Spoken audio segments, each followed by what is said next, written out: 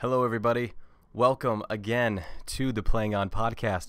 My name is Markowski, and thank you for joining me. Much appreciated. Oh yeah, here's another one. This one I was excited for. He's kind of a paintball celebrity out there, amongst the entire kind of paintball world, and it was very, very cool to talk to him. I mean, I had a really, really good time talking. I mean, this was a great conversation. To me, I thought it was really cool. But just because he does so much, good for paintball itself. And I'm talking about Wolf from mostly the scenario side of paintball. But I kind of want to dive into that world. I wanted to see what it was all about to be at his level on that side of paintball, which is so much bigger than the tournament side.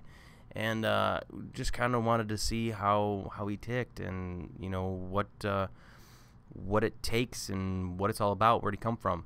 But before we get into that, another quick thank you to our sponsors. Well, not another. I guess this would be the first for this episode. But drpaintball.com.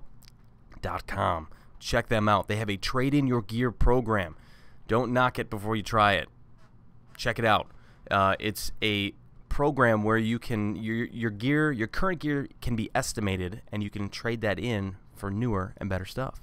It's awesome. It's a great program for people wanting to upgrade all of their stuff. And as being a paintball player myself, I've always wanted to upgrade my stuff and get the newer, better, bigger, shinier stuff. So make sure you check it out, drpaintball.com. They also have all kinds of new and used gear for sale. And browse the website. They have content. They have a blog. They have videos. They have all kinds of stuff. drpaintball.com. And if you type in the promo code PLAYON, you will get a free gift at checkout. Don't ask me what the free gift is because I don't know. It's a secret free gift. But you have to, type in PLAYON to get it. So thank you to Dr. Paintball. We are also brought to you by Carbon Paintball. And you guys have probably seen the commercials and the sponsorships as far as on the webcast. But check it out, man. It's awesome gear. It's high quality. Everybody tells me, it's like, oh, man, this is the best pack I've ever worn, or this is the best kind of knee and elbow protection I've ever worn. You have to try it. You have to try. I believe I'm not 100%, but I think we're gonna be at Las Vegas. I do not know for 100%, so don't quote me. But we usually bring enough gear for people to try it on, give it a demo run. But make sure you check us out, regardless, at the website, carbonpaintball.com. And if you type in the promo code, capital TPOP, you will get 10% off your entire order. That's right. And if you guys have any questions about, team sponsorship or anything like that, make sure you get a hold of me, carl@carbonpaintball.com, or head to the website, and there will be an email contact information on the website. So thank you to Carbon Paintball, and last but not least, thank you to Planet Eclipse. That was a good radio voice, wasn't it? But, Planet Eclipse, like I've told you guys before many times, I have been with them. Well, we've been, in the paintball boat together ever since the Excessive days, which is like 2004 or 5 or something like that. I've been shooting a Planet Eclipse marker ever since. Excessive, Avalanche, Infamous, and then I came back and played for Aftershock, and then X Factor, and then Aftershock, and it's been Planet Eclipse ever since, and I wouldn't want anybody else. I wouldn't want to shoot any other marker. So make sure you check them out, planeteclipse.com. They have all of their markers, soft goods and hard goods. I don't know if that's a word. I think it's a word, hard goods. But check them out, Planet Eclipse, and great customer service, great overall company, and very proud to be affiliated with them. So thank you to all of our sponsors, and without further ado, here is the podcast with myself and Wolf, and I hope you guys enjoy it.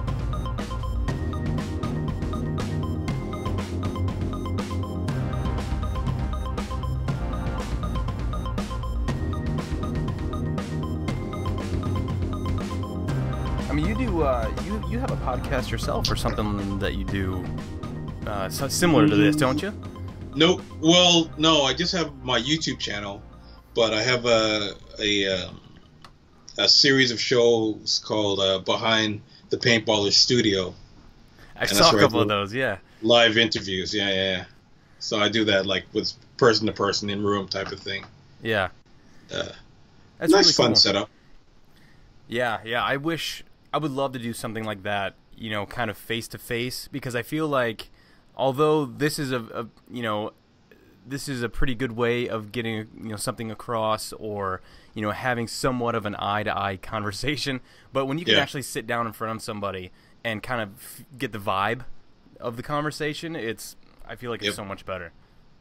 Yeah, it's hard though, because especially with our type of lifestyles and schedules, and we're flying all over the friggin' planet year round and whatever, it's hard to get people in the same spot to organize something like that. And then you got to worry about camera setups and sound, lighting, and all that stuff too, right? So it's tricky. It's tricky. Yeah, exactly. Unless you're in, you know, somewhere like California or Southern California, where it's just this mecca of paintball itself, then you have everything at your fingertips. Then I guess you have a little bit easier, you know, on that side. Or you just find the right event where, you know, everyone's going to be at. But again, like filming on site and getting all that prep work ready and stuff is crazy. Yeah. Very difficult. So again, man, thank you so much for doing this. And I'm really intrigued by yourself, because there's not very many paintball players that are on the scenario side that are so well known. And and I really wanted to do this because I'm very interested in your story and how, you know, a lot of the sport is trying to take it mainstream with you know, with the events and everything like that, as far as sports style. But you tend to stay in the tactical side and you know, that whole kind of whole nother world inside of paintball world. Big different world. Oh my god, yeah, it's ridiculous. But let's kind of go back to the beginning. How did you discover paintball, or where did the whole fire start? Are we going now? Are we starting everything now? Yeah. Is the interview itself? Absolutely. Oh, damn, okay. Let's get it. All right. All right. How did Wolf start? Pretty much how like 90% of us probably start. I was asked to go to a party. A friend was having a business party like that, and they were playing paintball. And this was like back in 1996. And, you know, I got in there and they gave us the pretty colored vest. It's just like a big plastic sheath they gave us, and some Tippmann 98s. And, yeah, man, that first game, shots going over your head, the paintballs hitting the wall right beside you. The crack. The crack, that adrenaline spike when you're almost getting hit, and then me shooting back and hitting somebody right then and there. I was hooked. Yeah, I was hooked. And after that, I just started going as a renter for a long time. Then I bought a set of paintball goggles. I think they were JT back in the day, because the renter ones fogged up after 15 seconds. I think they still do. And yeah, pretty much. And then I went and I got my first paintball marker at a pawn shop, which was a Piranha pump gun. Oh, yeah. And the funny thing about that is that nobody knew how to fix it at the field. And this was before YouTube and all that stuff. So it was leaking the entire time I played. So I would have to, when the game started, I have to turn my bottle in and have it leak as I'm playing. And being able to shoot players before I ran out of air. You had to multitask while you're playing. That was yeah. So I had to learn on the fly and how to be quick and fast. Yeah. So yeah, that's how I got into it, man. That's really cool. So are you originally from Canada? Yep, from Toronto. Born and raised in Canada, and went to university in the States. Actually, I went to Syracuse U. Then I transferred later. I went to a college in New York, so I lived in New York for a while. Then I transferred to Syracuse, and then I finished my other degree in Niagara. So I lived in the States for a very long time. Cool. So was paintball, when you were getting into it, I mean, was it big in Canada like it is and is here in the States? When I was getting into it, I think soon after I got into it, that's when they had Skyball in the Skydome in Toronto, which was a big tournament back then. And it was growing, man. It was getting bigger, and I played for about 4 years before I discovered playing outdoors. So it's all Really? CQB indoor. Yeah, it was all CQB indoor stuff. I played at this place called Paintball City and another place called Sergeant Splatters. They had wooden buildings made in the interior. I bought a spider, classic spider, and I would duct tape flashlights to it, and I would duct tape a laser pointer. And that's when laser pointers first came out, and they were like $100. And they were banned too, and they were everybody. Yeah, nobody wanted them anywhere. There was this big scary thing about them, right? And I would make my little silver spider all tactical, and just go in like that, and I just kept going from there, and I loved it, man. So you were tactical from the beginning. Day one. I would watch the movie Navy SEALs with a whole bunch of old school stars, and that would get me pumped up to play, and I'd go in and do my thing, man. For me, it's always been about the tactical sneakiness, the stealth, the whole army militaristic feeling. I mean, I the speedball stuff, the tournament stuff is very cool. And back in the day, I was invited to play it, and they showed me the field, and I was like, yeah, but where do you hide? And I was like, the thing is funny because I could never. I tried it once, maybe twice, and I just couldn't get into it. Like when I started playing outdoors, I had ghillie suits, and I was crawling through mud, and I would find the local plants from the topography and put it in my friggin' back of my helmet and stuff. And it's just been like that for me since day one. Yeah, I think there's such a huge wall in between the two, the scenario side and the tournament side. Yeah. And, I remember I started out in the woods, but I never really got into it. Even though I come from a military family, I never really got into paintball with, I think even with the inkling that I'm going to try and be like tactical. I think mine was always, at first I was scared. Obviously, I didn't know what was going on, but as soon as I figured out how to do everything, it was like, oh, okay. And all I wanted to do was go forward, like advance on everything. And then, but I think because the paintball field that was close to me, the indoor, it was there was a Tip and Effect team based out of there, so it was already kind of tournament style based. So I think that's kind of my environment kind of pushed me in that direction. And I think my background, too, being an athlete and a baseball player, football player, kind of pushed me in that direction. So you moved to the States to go to college. May I ask what you were going to Syracuse for? I did a double major. I did international commerce, and I did pre-law. So absolutely nothing to do with paintball. I was gonna say. So, and I ended up moving. I had job offers in the States, but I ended up going back to Canada, A, to help with the family business, and B, my fiance, who was back then my fiance, became my fiance, I should say, was in Canada. So I decided, it's just easier to live in Canada with, between healthcare and all that other stuff that goes into it too. So, I graduated university in like 95 and started playing ball in like 96 type of thing when I could actually afford it as a grown up. So, So what, crazy. So, I mean, have you ever thought about crossing over to joining the actual military? No. Actually, before I went to college, I did all the paperwork to join the military in Canada, Canadian Forces. And at the time I was going out with this girl named Judith, who was a hippie chick, and talked me out of it. She's total hippie chick, bro.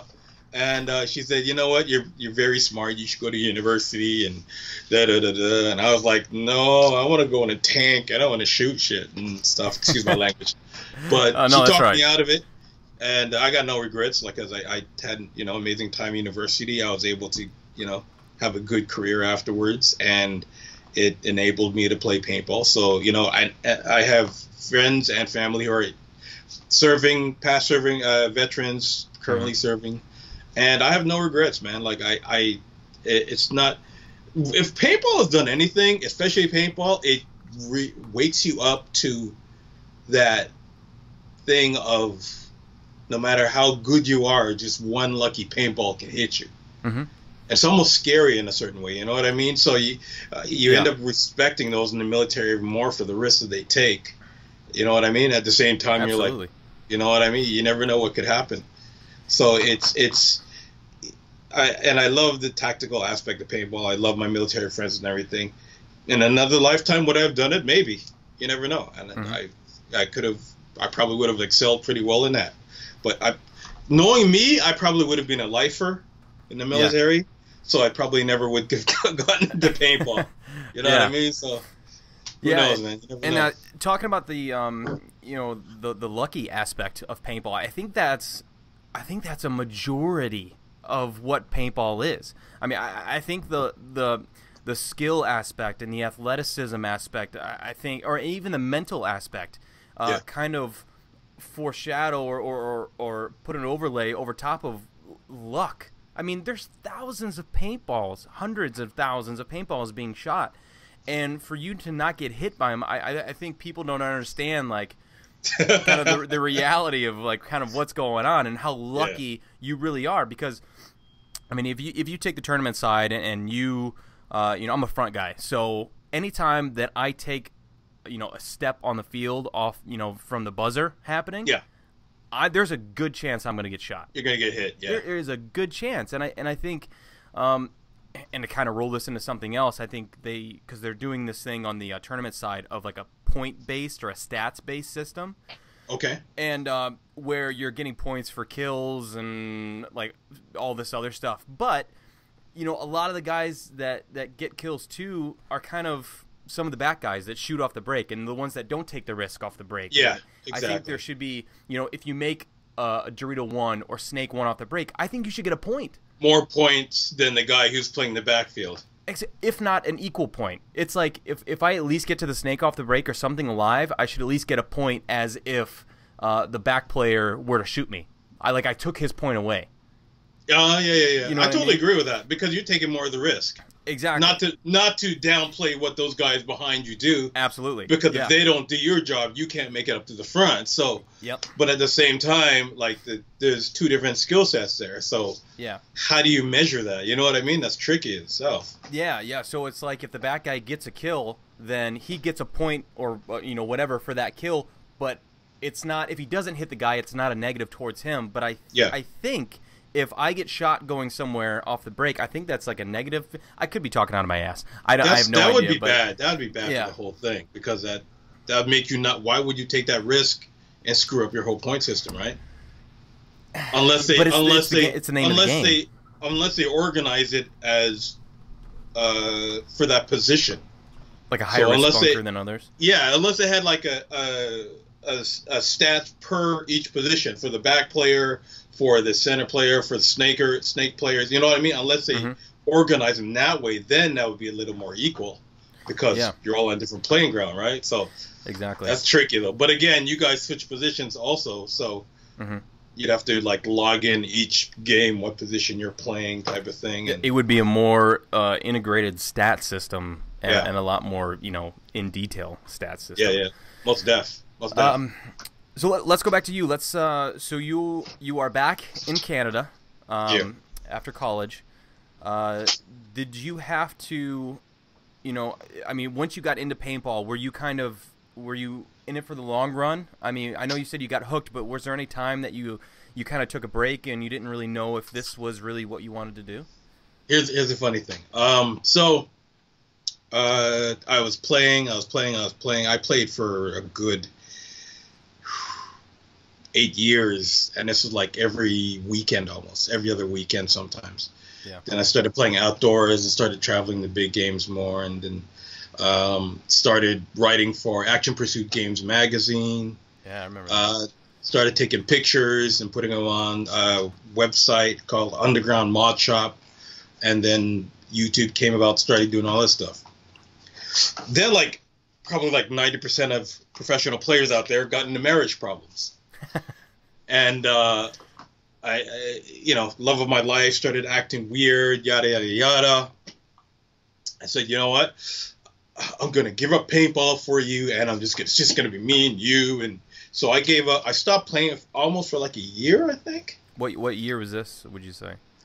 Dude, I can't remember. It could be like 2006, 7 maybe. It's hard to. That is a whole dark era for me. Right. Dark, because confusing marriage, painful era.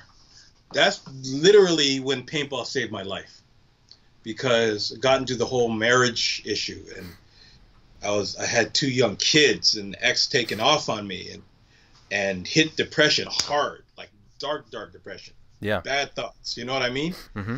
And I just put all of that angst, all that pain into my videos, and I just did put that into my paintball, and you know, I was losing my kids for a week, every other weekend, and so instead of I went through this rough phase of you ever see Will Smith in I Am Legend, mm-hmm. where he's just by himself running in his house every day. It's like I just lived that life for a bit, and then I'd go play paintball just to forget everything.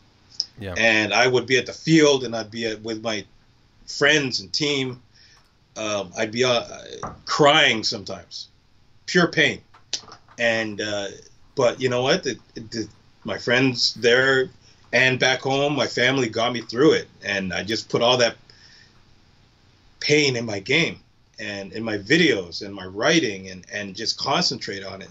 And so that's when my video views shot up, because the quality went up. And you know, I'd meet models and stuff and put them in the videos and bikinis showing paintball guns. And I just I'm sure that didn't help. Well, actually it did in a huge way, but yeah, like you said, that didn't help at all. But I just, you know, and then it started taking off even more after that, and you know, I found out, like, after I was playing like 12 years in the gamers, I found out that there's a thing called sponsors.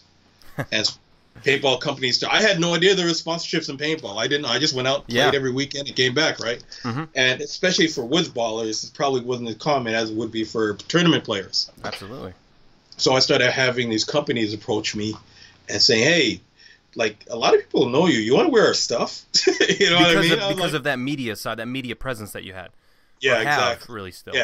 Yeah. And you know, I say companies like Sly give me goggles, and Pinocchio give me hoppers, and Easy Fan Creations give me fans for my goggles to put in, and this company called Full Clip, who came out with this amazing tactical line, flew me out to Los Angeles, and we did a photo shoot in the hills, and it is just awesome.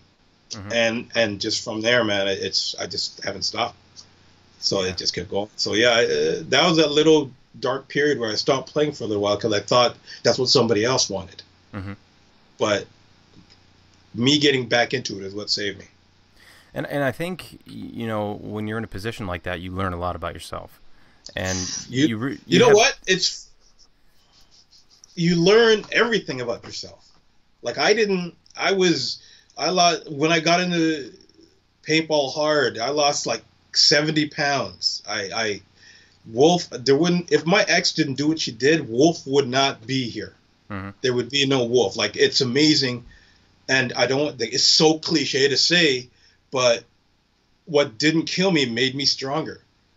And I would never, I've traveled all over the States, all over Canada, the UK, South Africa, just for paintball. I've discovered things that are insanely cool.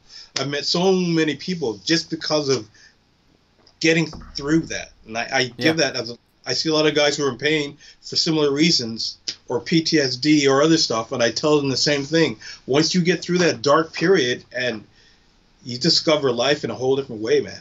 It's crazy.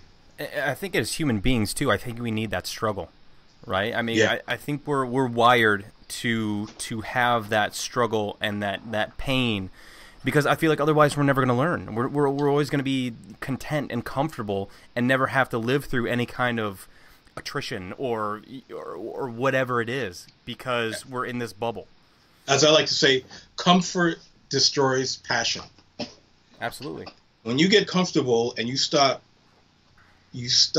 get in that rut and you just used to doing your thing day in and day out, and you lose that thing that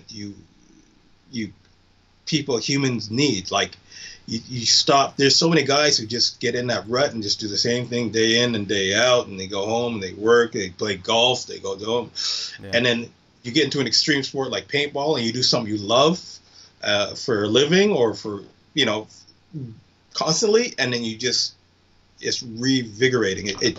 It slows down the aging process, and the adrenaline just makes you realize how awesome life is, man. It's crazy. Absolutely. And I thought about it too, because in my younger years when I first started playing paintball, and I would see all these other things come up, like extreme cup stacking and extreme this and extreme that, and I'm like, these are all so stupid. And then and the thing is that then I'd think about it, because people would approach me, and they still do all the time, and they go, oh, professional paintball, that's a thing. And I feel like, you know what, these people behind my back are going, that is so stupid. Why would you play? Because they're not in the world. They're not. Oh, I know. They're not surrounded by that. So I have so much respect for anybody who not necessarily puts their life on hold to pursue, but takes that step into another journey in their life. Yeah. I have much respect for anybody, an entrepreneur or anybody doing things like yourself, where it's like, people can look at it and go, oh, he gets goggles. Oh, he gets all this free stuff. He gets this. You worked your ass off to be where you are, and it's the same thing for myself. A lot of people look at pro teams and go, oh, they get all this stuff, or I want to do this. Well, dude, I've been doing this for a long time, and there's a reason why. I mean, and a lot of it has to do with luck. There's a lot of luck to it too, but I also worked my ass off, and I put a lot of my things in my life aside to be able to pursue this, and I have no regrets as well. So I mean, there's a lot more that goes into it, and there's a lot more dedication and sacrifice than what people think. Well, it's funny because for instance, it's the thing about paintball is that I'm very good friends with a lot of pro ballers. Me and Ollie Lang, me and Greenspan are good friends. I've hung out with Yosh. I've hung out. There's a lot of pro tournament ballers, and when you get in a room with guys like that, and like me and like Mark from HK Army, when we get in a room and you have that common mindset about this game, it doesn't matter the style of paintball you play. You see the dedication that it takes and what others do for that sport. You know what I mean? So it's like it's funny because we'll get in the room, we'll go out to dinner, and it will be like me, Greenspan, and HK Army guys, and a couple of executives, and we'll sit and talk, and we'll just flow on ideas and work together and stuff. And then when you go back to the real world, it's like it's so different, and it's funny because the only way. When I come out of paintball and go to regular world, and again tell people what I do, and nobody knows it's a thing. and it's fun when you're into paintball and it's everything you do, you sometimes forget that. You know what I mean? And it's like there's a lot of young paintballers out there, and that they do stupid stuff, and they'll like make fun of new ballers or make fun of their gear and stuff like that, and they forget that that's not what it's about. It's new to somebody every day. Every single day. And that's why I love making videos and stuff, because we can actually show people, no matter how much I have a pretty good vocabulary. So, and no matter how much I try to explain to people how cool it is, until I pick up my phone and show them a video of what we do. Yeah. That's when they get it. And they go, "Oh my gosh, I want to try that." You know what I mean? Like it's hard to explain on paper or just telling people what we do, but I can show them a World Cup highlight video, or I can show them one of our videos from like Living Legends or the real life Nuketown and paintball explosion was 2,000 guys attacking one building. Yeah. And they'll go, oh my gosh, that's what you're talking about? That's crazy. You know what I mean? So yeah. The spectrum makes everything possible, man. Yeah, absolutely. And I think, I preach this all the time to a lot of the younger guys that are playing, is that, don't take what you have, whether you're a divisional guy or, a higher ranking guy.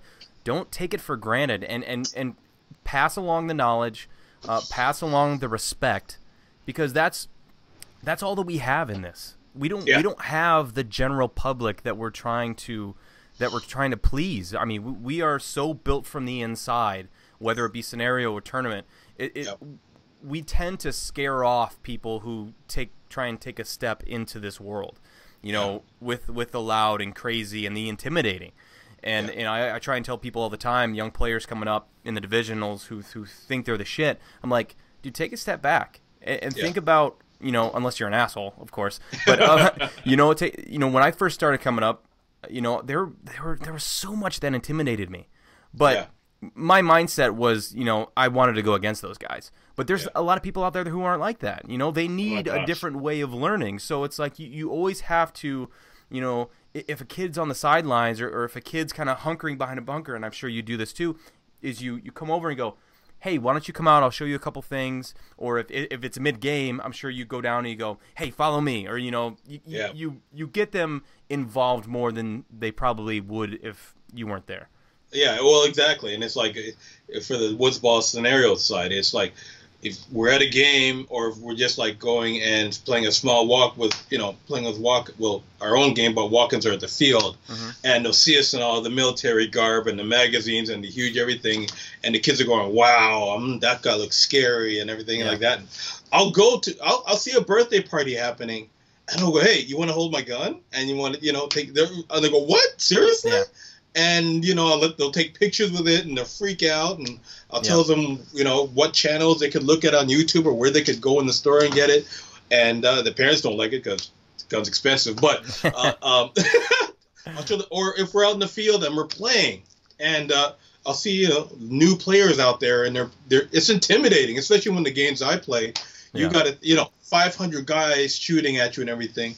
I'll see some kids hiding in way back corner. I'll go, you guys, you come with me. You're going to come with me on a mission.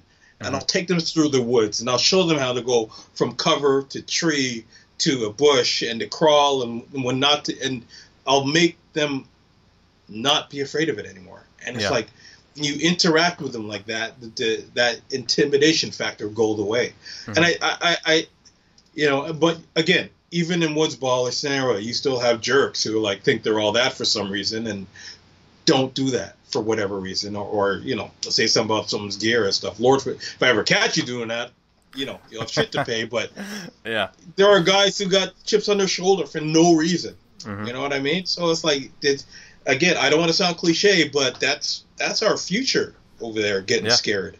You know what I mean? Show these kids what to do. Show these kids that, it's, I'd say to every kid, it's not the gun, it's the person behind it. You know what I mean? You could have some rich kid have their dad go out and buy the most expensive Die M2 or CS1 or Die Dam, and if he doesn't know how to play, it doesn't make a difference. You know what I mean? All this pretty gear on me doesn't mean anything if I don't know how to play, right? So I teach the kids that. Don't be afraid when you just see all these, cool-looking guys. You could beat them too. It's every man's war, you know what I mean? And even on my show, I put on a video, 8-year-old shoots wolf out. Got 90,000 something views on it because I'm showing people that anyone can do this. You know what I mean? It just takes practice, like every other sport. So, are there a few key words that you try not to use, for the general public to try and let's say you're in a public place or a field, obviously because paintball. But there's a birthday party or something going on.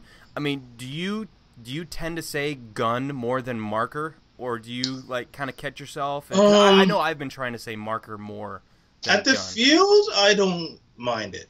At the field, it's because the paintball field calls them guns. They got gun package on the wall. It is what it is. Off the field, if I'm talking about it in a regular setting or if I'm at a classroom, talking about, I mean, like for instance, my daughter's school asked me to do a segment at Career Day as a paintball player. Oh, nice. Which is very, yeah. So at that, I wouldn't say the word gun because that's very scary in today's society, right? Right. Or online, try and use marker and stay away from certain catchphrases and stuff like that. Totally. At the field, it's all good because they're calling it that anyways. What about paintballer?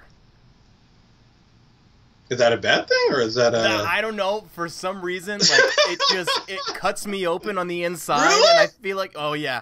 Well, because like I try and look at it as other sports, right? I know paintball is kind of its own thing, but like you wouldn't say basketballer or like baseballer or footballer. Suppose not. Yeah. And so I don't know. You're saying paintball player then? Paintball is that what player. You're saying? Yeah. Yes. Paintball player. Yes. I've never looked at it that way. I mean, I even hashtag paintballer on my stuff and Instagram after that. So I've never looked at it that way before. So maybe you're right. Like I don't know. It's bad grammar, I suppose. Well, it makes it like whenever I hear somebody say it, it makes it seem like it's just a game. Like if in my weird, what offends me? What offends me more than that is rec baller. Yeah, that's probably even worse than paintballer. More than paintballer, but grammar-wise, I guess is incorrect. Do you then get into specifics like tournament paintballer and woods paintballer? Well, I think paintball player. I think paintball player would be a pretty generic term for everybody. Yeah. I don't know why. It's just a personal thing that gets to me. We all got it. I can see that. The first time that I ever played a scenario game, it was the first time I met you. Oh, really? Okay. Yeah, it was at Tippmann versus the World. Okay. And Survivors? Yes, I think it was up in Michigan.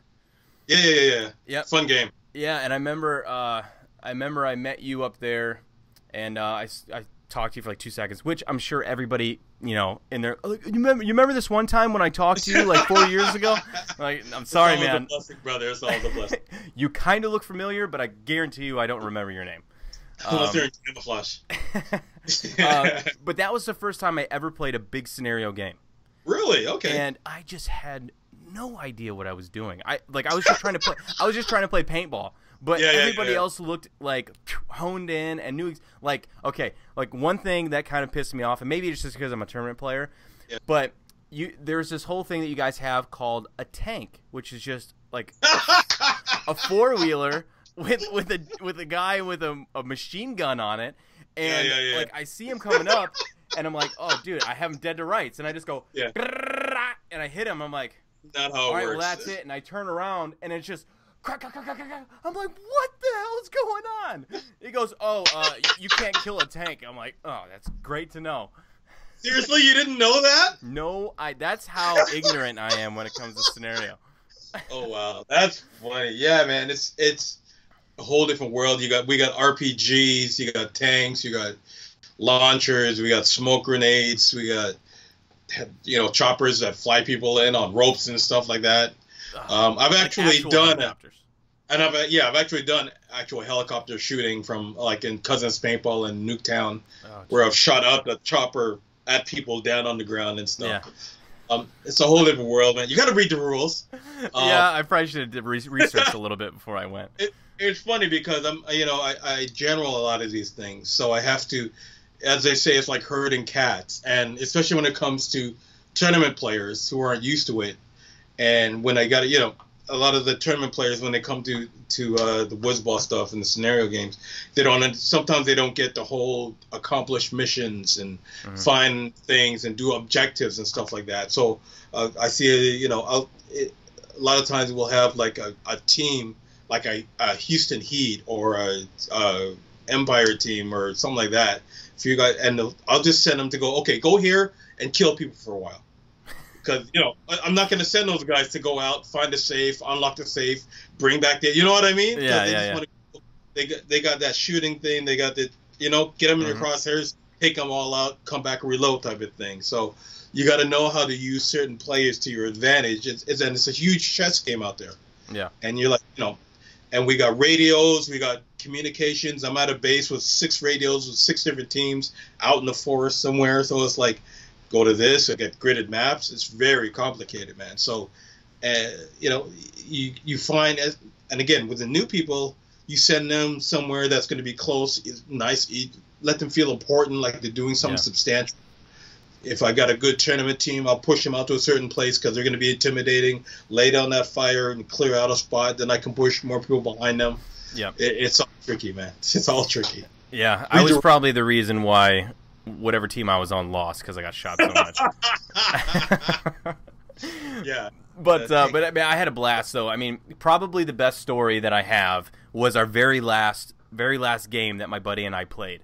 And there were guys walking around in this whole PVC and netted helicopter suit and they would just machine gun everybody down. So we're kind of up on top of this hill, and we kind of see them coming up the hill, and we see there's people to the left of us and there's people to the right of us. And so he kind of ducks down behind this big, huge log that fell, and I'm behind this kind of shed-looking thing, and I see the guy walking across with the helicopter, and he gets right in front, right in front of my guy, and I'm looking at him. I'm like, shit, he's gonna see him. He's gonna see him. So I start making noise and everything, and then I start taking off. He literally pretty much steps over my player, my friend, starts chasing after me, and then I just take off. So we get out of there. And then he starts sweating. He jumps up, and then we start going down this hill. And then the guys start walking out. We hit the ground, and by this time we're super dirty and muddy and messy, and we just sit there and we're just lying there and like watching them cross. And then I kind of pull up just a little bit, and I go boop, and I just take a shot, and I come back down. And there was probably like 10 guys, and we dropped probably 3 or 4 before they noticed where we were. And then we just got shot to shit, and that was our last. It was super fun though. That's what it's all about, right there, man. That's the rush that I get from it, man. And it's funny because I play camouflaged out and I blend in and stuff, and you'll get a lot of tournament players with their very bright jerseys and the goggles. I hate it. I hate the bright jerseys. I hate all. Like I like just I like actually the earth tone jerseys and colors and everything. Oh yeah, well, which is totally. I mean, they're very pretty, the bright stuff. I get it. They're too attractive. But in the woods, it just stands out. Like it's just like a glowing beacon walking down, and I'm here crawling through the woods for like 20 minutes straight. Sometimes it can be very easy to flank these guys and stuff like this. And it's funny. I'll be playing with Lemansky. And he'll have his bright jersey. I go, bro, just go over that way. Just get away from me with that thing. You're like a lighthouse bringing everybody over here. Let me just do my thing over here, right? I'm going to go through the swamp. It's funny. It all works out, though. You got to just for the opportunity. Yeah. So is paintball and making videos and all this, is this your full-time occupation? Oh, no. I got like 4 jobs. I'm Jamaican. I got like 12 jobs. It's like I got a couple. Like I have a family business where I have a store chain that sells like beauty supplies, hair products. I work with a music video director named Director X, who does like Drake's videos and Usher's videos and stuff. So I'm in the music industry side of it too. Oh, very cool. I've done board of bank stuff. I'm on a parent-teacher association.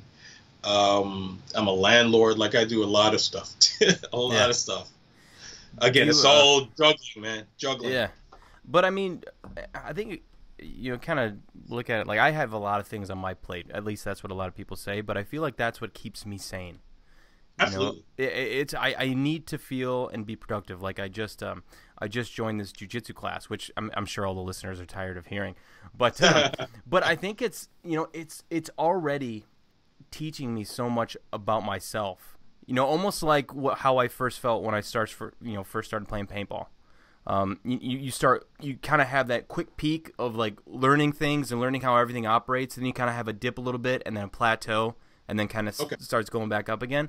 Like I'm having that kind of peak of where, a couple holds and submissions are kind of, naturally coming now.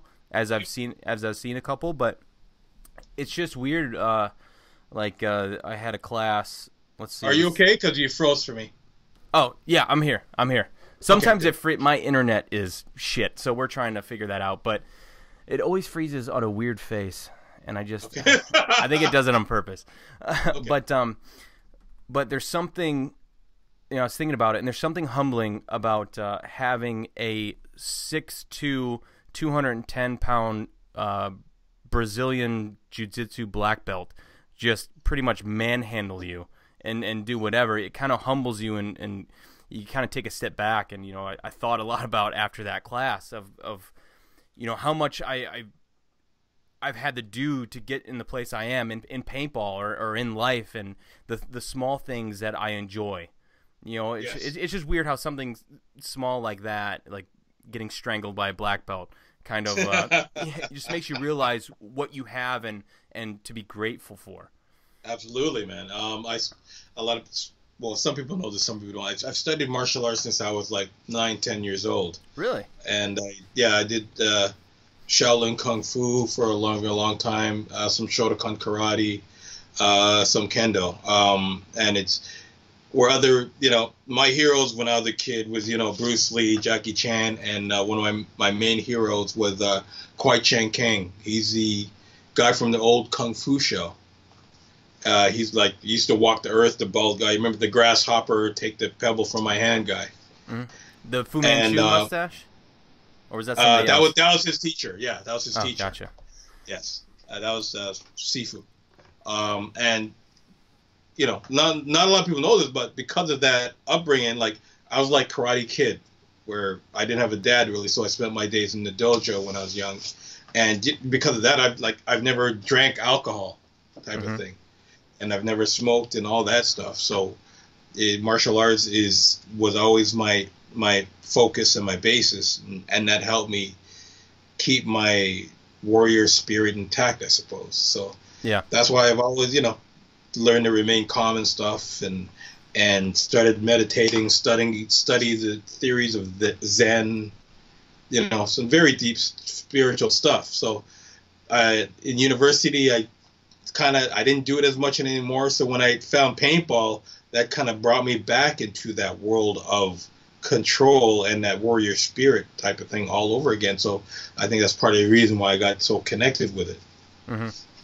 Yeah, and I think I played all team sports throughout high school, and back when I was younger, I did about 3 years of karate, and starting jiu-jitsu kind of brought that back. But I think what I'm learning now as an adult, what I'm learning about I don't know how you would call it, a singular sport where it's just yourself, like wrestling or some kind of karate or something like that.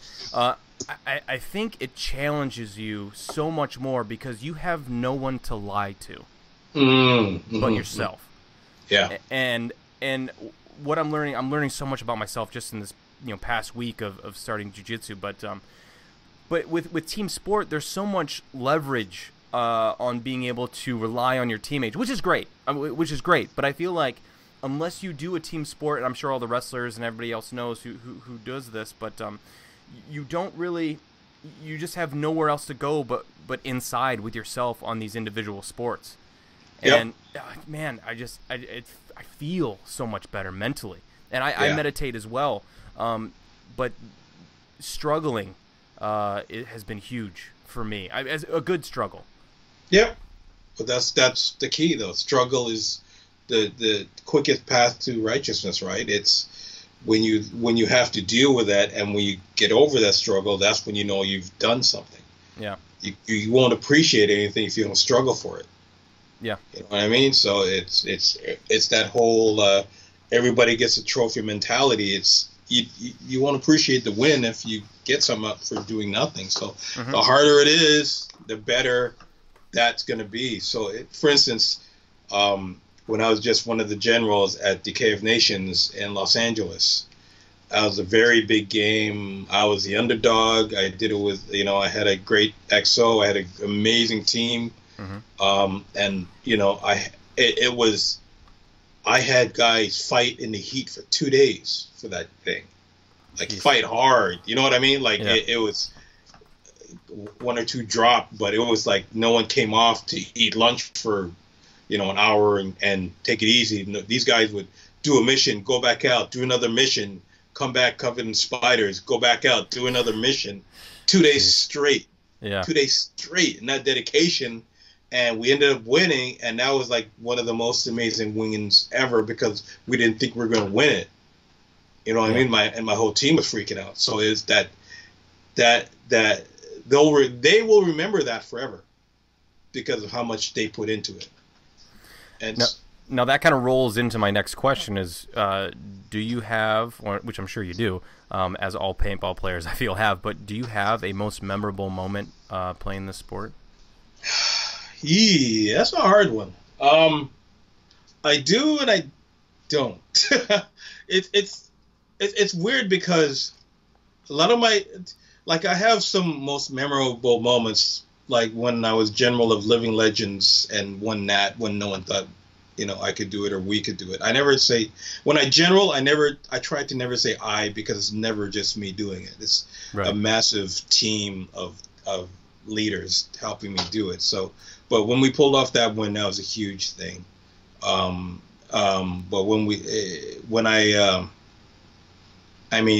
getting the dye sponsorship was kind of cool.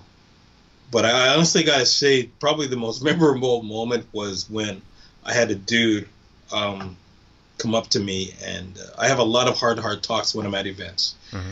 And I had a guy come up to me and tell me that, when he was doing chemo in bed and he didn't want to do anything, didn't want to move, he started watching my videos, and that made him want to get up and start being active again. And he said, I want to try this paintball. I want to try paintball again. And I'm sick of being tired all the time and throwing up here for 5 minutes. And he started, like, when he told me that, I was almost in tears. And that, I hear a lot of stories like that, not necessarily only about me, but how this game has inspired people. Mm-hmm. So that's, it's things like that are greatest memories for me, if that makes any sense. No, absolutely. You know what I mean? Absolutely. And I think I know exactly where you're coming from because I get some people every once in a while telling me, hey, you've been a giant inspiration for me growing up, and even being one of the only pros from Ohio, and how I get a lot of messages saying how they look up to me and everything. It really, no matter how small or how short or how long their explanation is of why I inspire them, it's humbling just to have them to tell me. Extremely so. Yeah, because I feel like I don't deserve it. Just I was just gonna say the same thing. Yeah. Yeah. So it's like, and I can't imagine everyone else's struggle besides my own. I can't imagine some of the things that people go through, and what I think is tough. I mean, some of the stories, it's just ridiculous. And there's a ton of paintball saved my life story. Yeah, there is, and it's and that's why I tell people, like, I'll have haters, and just like a lot of pro ballers, you get haters out there, and they say, Wolf spends too much time talking to people and stuff, and it's like, I could never ever deny someone a picture or an autograph or a nice little chat. Yeah. No matter how busy I am, I will always take a time out to shake someone's hand or be appreciative for them appreciating me. Mm-hmm. Like I that's the grandest thing ever. Like, I'll always take a picture with someone and I always do a selfie with someone. Even in the middle of a final battle, I'll do selfies with people on the hill at the Living Legends. And you know what I mean? Like, it's because you don't know what it took, what you kind of effect you might have had on them, and what it took for them to go there. And this could be the only game they play for an entire year because that's all they can afford. Yeah. You know what I mean? So you treat every occasion like it's special, and every person like it's special. And I could never, every picture I do, I'm doing a huge smile, and I'm lifting up people and having fun. No matter if I do 1,000 pictures that day with people, it's always going to be the most fun picture that person's going to take. Yep. Because you don't know what they went through to get there.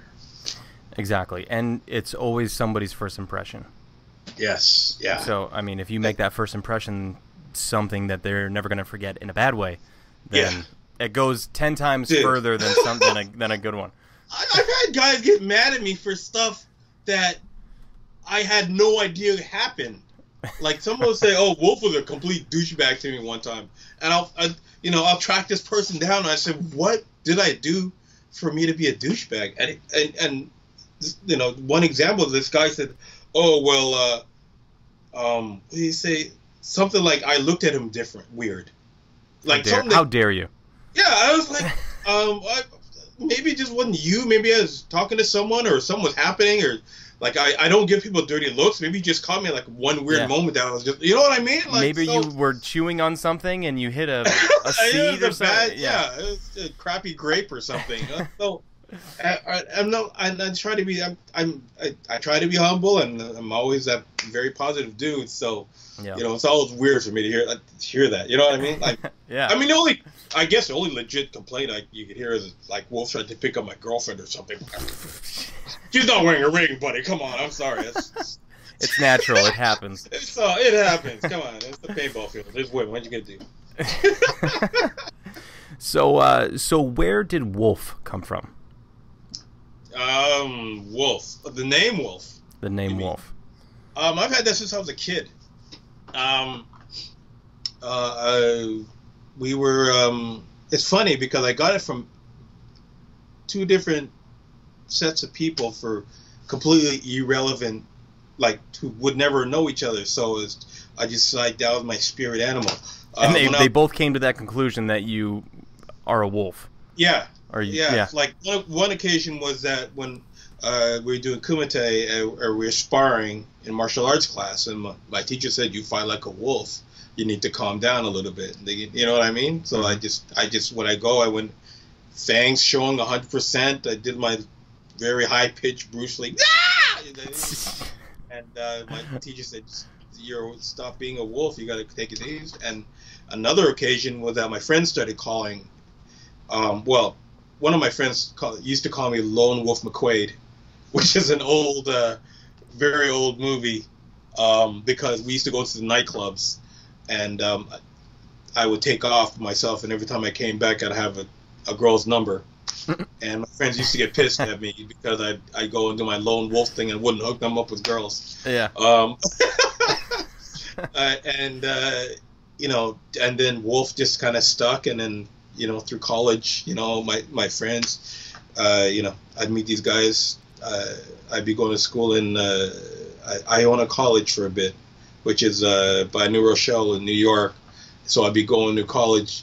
This Canadian dude at a college with guys from Brooklyn and Bronx and Manhattan, the city and stuff. Mm-hmm. And they go, "Man, you just a straight Canadian wolf, man. You crazy." Because I'd be playing basketball and all over the place and stuff. So for some reason, wherever I ended up, people just kept calling me Wolf. So, and that's just stuck from day one. So, and I think I kind of ruined that name, that call sign, for certain scenario paintball players, because it's kind of hard to be Wolf when I am who I am. Yeah. You know what I mean? And one thing Wolf is a really loud black guy. So, so it's been my spirit animal since day one. I've got my tribal wolf tattoo here, and it's just some people don't even know my first name is Andre. They literally just know me as Wolf. I had no idea. I always saw you as Wolf. Yeah, so I think I'm getting my name changed to it too, because it helps a lot when I'm traveling. But really, you're actually going to change it? I'll put it as like a middle name. Oh, gotcha. So Andre Wolf Critchlow type of thing. Oh yeah. So it's I'll be walking in malls and stuff with my kids, or I'll be at a McDonald's, and I'll hear, "Hey Wolf, is that you?" You know what I mean? So, and I'll take pictures of people in malls and stuff, because it's amazing how many people play paintball. Mm-hmm. You know what I mean? And it's, even though it's a very small niche, like no matter where I go, I'm very fortunate and blessed, and I get noticed in airports and the mall and McDonald's and stuff, and Yeah. the drive-through at Starbucks or Tim Hortons. And, hey, are you Wolf? They go, yeah. So sometimes I even carry like little prizes with me, and I'll give them like a T-shirt if they recognize me. Oh, nice. Yeah. So I'm very blessed. But yeah, I've been Wolf since day one. You can even find it in my high school yearbook, I think. Oh, that's cool.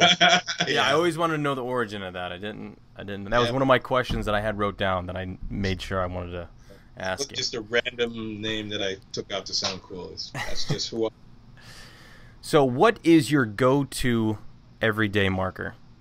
Like when you step onto a field, what is your tank that you just pick up and use all the time? Right now it's my Dye Assault Matrix Dye Dam. That's my baby. That's hold on. Yeah. 1 second. Ugh. There we go. I'm talking about my baby. I like to have her with me. This is my Dye Assault Matrix, made by Dye. Now I think it's one of the most technically advanced paintball markers on the planet. Mm-hmm. Not just because like you have a lot of speedball markers with the OALDs and stuff like that and everything, but this thing converts from magazine fed to my box magazine. In the box magazine, it's got a chip in it that talks to the gun, and then when you press the trigger, the chip tells it when to send paint up into it, type of thing. So it's not a mechanical. So No. it is a mechanical. So it's electronic feed. Electronic feed. So with the 20-round magazines, they're spring fed, but the box mag is it's electronic feed with essentially a die rotor at the bottom of it that spits paintballs up into it. And it's got 3-round burst, full automatic, semi-automatic settings. Mm-hmm. And this is like my Porsche right now. it's not just because this is my sponsored gun, but it's just got everything I need for any type of scenario type of thing. So, and before this, I was using Tippmann's Phenom and A5 and stuff. But yeah, my Dye Dam is pretty crazy right now. So do you use in the magazine? Do you use first strike rounds? I could, but I don't as much. It's it depends on the scenario. It depends on the game. It depends on the mission. The thing is, the way I play, my box magazine holds 320 rounds in it, and it keeps me on the field longer. So the game, you've seen the games I play with like 1,500 people, 2,000 people. Yeah. When you're playing in a situation like that, 20-round magazines is not going to help much. Like I need a lot of ammo, especially when I play the front. So I'm always out there. I'm pushing players up the field. I'm rushing bases. I'm doing suppressive fire, and I have to be that force multiplier. And I go out in the field. I'm out there for a long time. So, I've got about 6 pods on me with paint. I've got my 300 round box magazine, and the style of game that I play, I'm crawling out in there sometimes I'm on the field for like an hour straight, shooting people, moving, shooting, taking over bases, doing missions, radioing in. So I've got radio set on. I've got my water on my back. I've got the whole military-looking garb. One tank? One tank. I got a 100 size 4500 that goes on my back, and it goes the remote line goes to my gun. Yeah. So when I'm out there for a long time, and I'm out there as a commander and pushing people further. So I can't do that as effectively with 20-round magazines and 200 rounds in total. So because it looks cool, but it's not effective for what I do as Wolf on the fields. You know what I mean? So it's tricky. Unless I'm doing like a specific mission where I need to I just want to do the sniper thing, take first strikes out in the field, and then get those extra long kills for more valuable targets. You know what I mean? Yeah. Get those points in if I got a specific mission. Then the sniper rounds, the first strike rounds are brilliant. They're awesome. Are they that accurate? Yeah. Oh yeah, totally. And it's the snipers in paintball are literally snipers of paintball. Like it's not like the old days where the best you had was like a apex barrel or a flatline barrel that spun the ball, made it go a little further. The first strike rounds are so effective and so precise. You've got guys who have sights dialed in like no. Sorry, I'm just getting something. Oh, you're fine. This is the brand new Supremacy sight. Okay, this is made by Karmatech Industries, who makes the bolt action sniper rifle just made for first strikes. This thing is literally made, and I'm reviewing this on my show soon, for first strike rounds, for dialing it in, for like holy shit, long distance accuracy. Yeah, really, this is like a legitimate scope. So he has like a rifle scope. It is. It literally is. Because I shoot real steel too, and it feels the same. So this is like the newest long distance scope that works with your goggles on and everything. And you get a riser just to make it turn up a bit. And you got guys out there who legitimately snipe and take players out double the distance of regular paintballs. Yeah. Like Scenario is a whole different world right now, and it's amazing. So it's like, would I use this on my dam? Absolutely, when I get the chance. Just because to get that one shot, one kill sniper, like I'll literally be in a firefight using round balls, and if I'll someone's down there, I'll call for it. Who's got first strikes? And I'll have one of the guys come over and see that guy down there. I'm shooting at him, but it's dropping 40 feet away from him. I need you to get that guy. And he'll just take his gun. Aim up a little higher. Okay, he's out. And it changes the whole game. And it's amazing. Love it. So how consistent are, because I mean obviously with paint can be pretty inconsistent as far as brittleness and if it's in round, how round the ball is and everything. I mean, do you have that consistency problem with first strike? No, it's weird because first strike is made by one company, so they can they have great control over the quality, but at the same time, they have once in a while they have a batch that have like nipples on the end of the gun just because of the process. So you have to like old school sand it down a bit or it'll screw you up. But excuse me, most of the time it's pretty consistent. Like they're pretty trustworthy. But again, it's not my thing. I've never relied on it fully. Yeah. I always thought about that too. Because sometimes we get batches of paint that just practice paint anyway. That sometimes can be really super squirrely, and it can be really frustrating. Because you're trying to work on shooting a lane, but if it's kind of doing this whole thing, then it's like, what am I even shooting for? I can't even. Well, and it's harder for us because I got to shoot a farther distance. Yeah. You know what I mean? Like if I'm in the woods, your grid is somewhat smaller. How is your grid like 100 yards? No, it's not. Is it? I don't even know. Okay. I'm a terrible professional paintball player. I don't even know simple questions or simple answers to these questions. Well, it's shorter than what I have to shoot. Oh yeah, absolutely. It's field. So, a rectangle. Yeah, so I know that. There you go. That's what you need. Yeah. Well, yeah, for when I shoot round balls out of my box mag, it's to go straight is even more important just as important as it is for you because I got that farther distance to shoot. But someone brings out a first strike and they know what they're doing, it's friggin' lethal. And they even sound different when they go past your head. Oh, I bet it like cups the air. It cups the air instead of it, It's intimidating. It's like, oh my. You hear that zingle.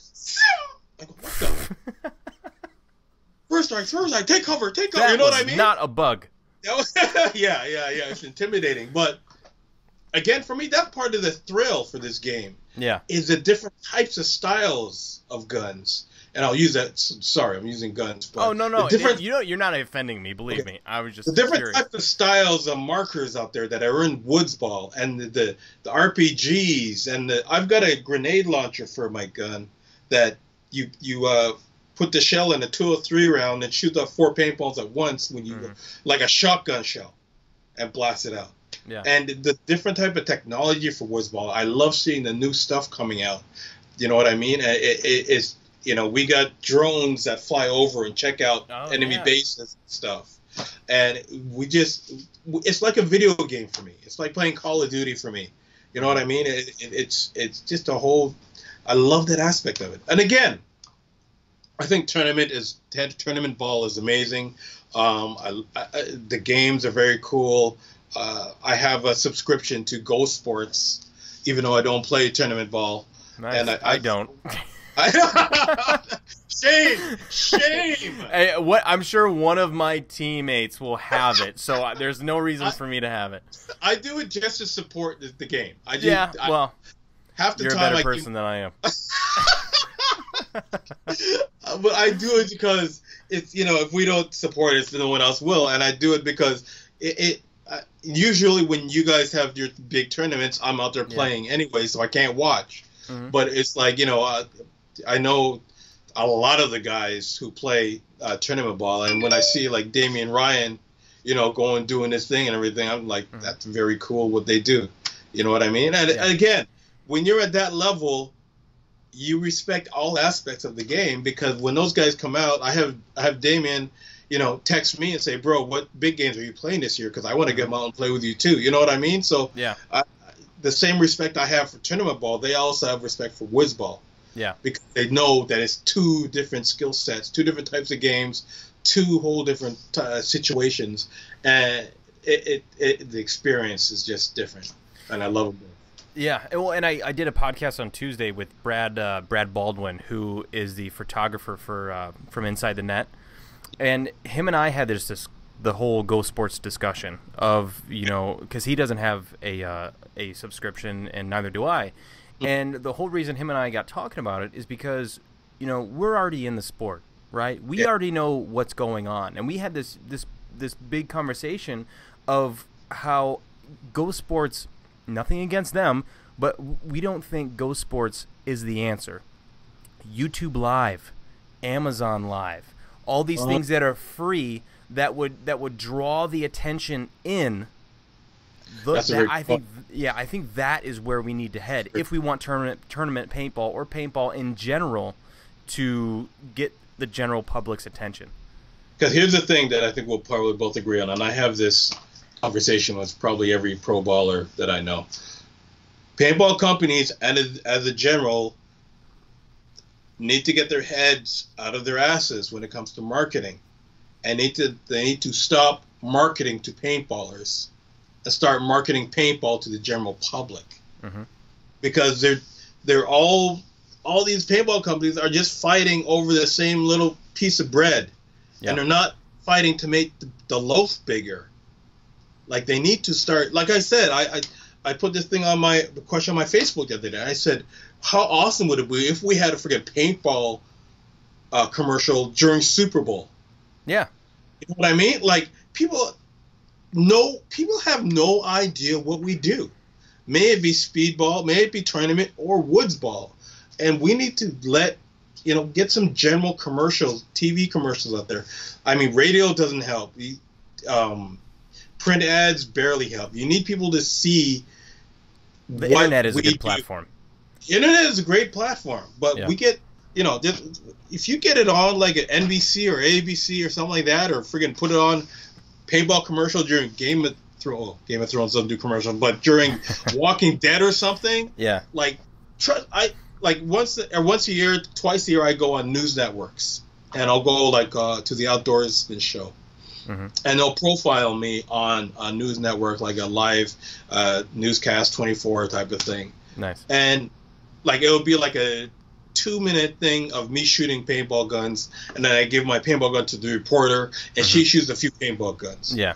Yeah. I will get 6,000 subscribers in that day just from that 1-minute viewing, because people have no idea what they think of paintball, they think of stupid paintball videos of people shooting each other in the backyard unsafely, Bare-assed. Yeah.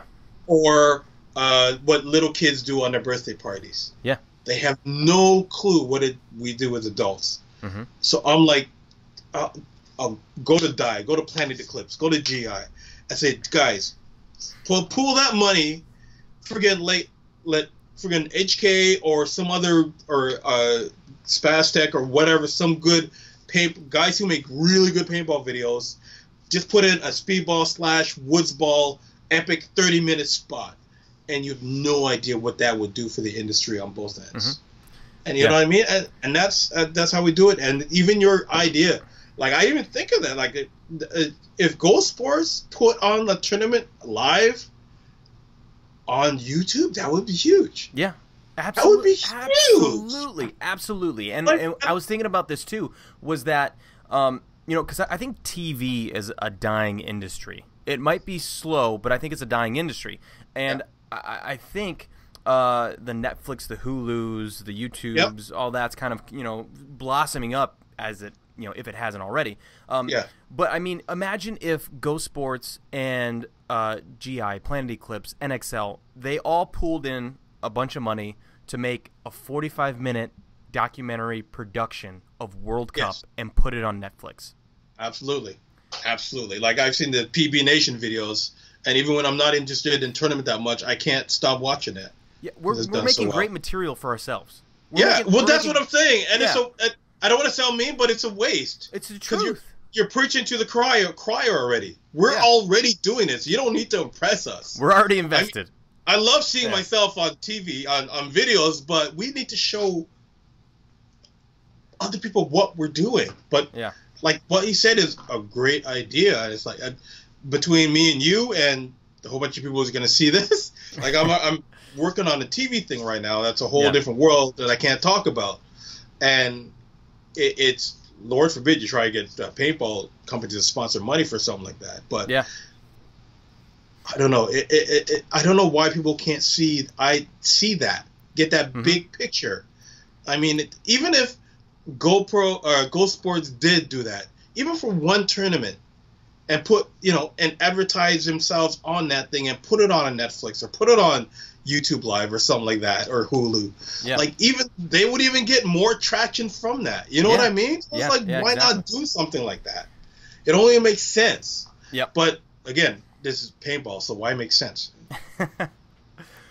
Well, man, where can everybody find you? Where if nobody knows anything about you, where can they find you? Social media, YouTube, all that. Just search Wolf Paintball. I'm on my Instagram's pretty fun. The YouTube channel is good.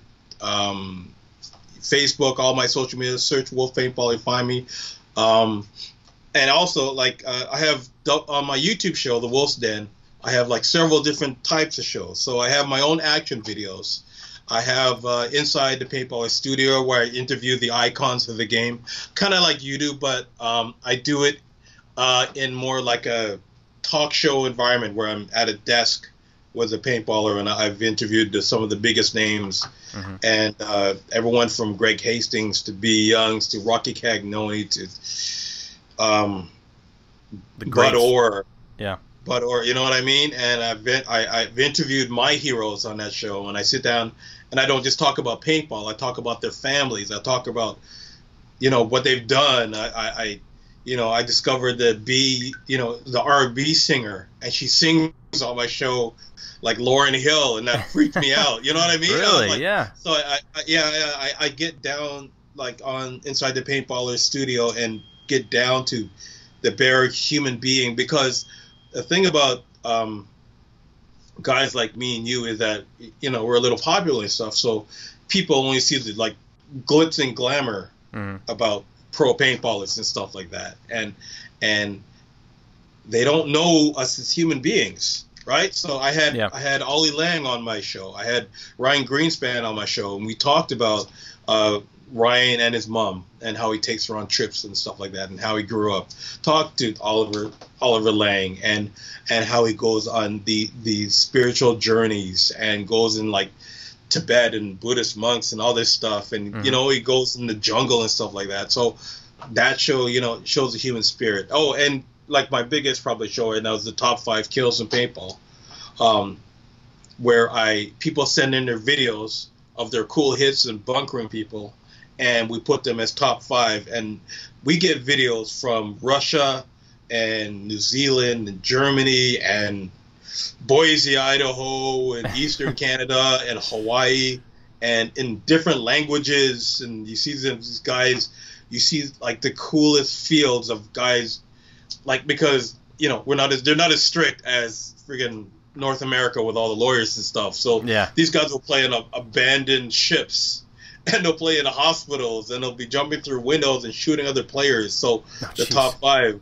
is the stuff I can't put on the show is insane, because it's like for instance, Europe, you don't have to wear full goggles at some of the fields. You just it's like airsoft there. Sometimes you just wear the eye part. Yeah. I get videos of guys shooting other guys right in the cheek and stuff with paintballs and stuff, and it's like, damn, that's an awesome hit, but I can't. Yeah, no thanks. Show it here because the safety nonsense we go insane. But yeah, the Wolf Stand or Wolf Paintball, search me on there, and I give away prizes like crazy. Every time I review an item, I give it away. Yeah. And I just try to pay it forward that way, man. So it's a lot of fun. It's crazy to play this game and do what I do. I'm very blessed, man. I'm very blessed because I get to meet guys like you, and I get to meet guys that I would never, especially in our worlds don't collide that much. Mm-hmm. And they're starting to do it a lot more. We've got a lot more tournament players coming out to Wizzball events, and I'm trying to get out to watch more tournament events live. So yeah, it's nice to be able to do that. So like I said, I try to get me and you guys on my show, get us playing out in the bush together, which sounds kind of weird when I say it like that, but try absolutely, and I'm in. Going, and it'll be hotness, man. Yeah, it'll be hotness, man. Well, cool. We'll teach you how to get you that nice dark clothing. There you go. I'm in. Well, awesome. Stick around a little bit. I want to chat with you just a hair more after this. But thank you so much for sitting down and talking with me, and thank you everybody for tuning in. Make sure you catch Wolf on all of the social media platforms. He's there. He's out there.